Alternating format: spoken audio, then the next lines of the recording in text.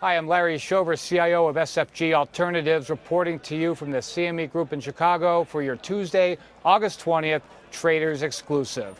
Well, guess what? The market's rallying right now. We're seeing the S&P 500 up about 11 points on the day. That will end up being the fourth update that we've seen since the beginning of August, and the biggest update we've seen since August the 1st.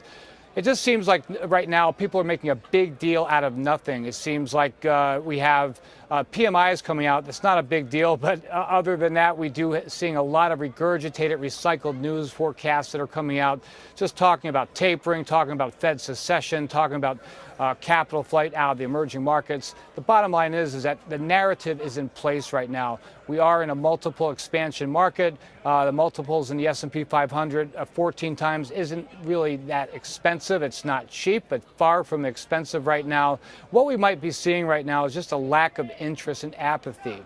One thing we're not seeing is we're not seeing a rush out of stocks into European equities.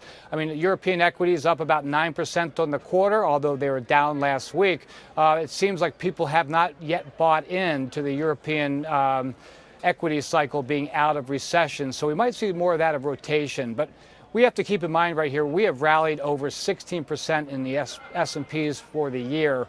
Going forward, it's going to be a lot harder. It's going to be a lot harder to repeat that, and no one really thinks we will.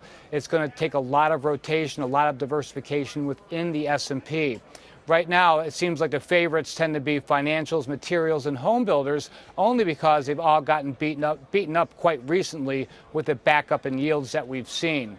And let's also keep in mind that a lot of this stock market apathy and volatility we've seen really has a lot to do with the 10-year yield volatility. Not so much the direction, but the volatility. I mean, right now, a lot of people think we're going to hit 3% in 10-year yields, but really you have to think, why are we going to hit it and when are we going to hit it?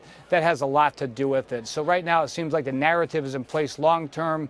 No reason to get too excited one way or the other. We do have a lot of news coming out, but not right now, and I think the market's just mixed up with just a lot of mire.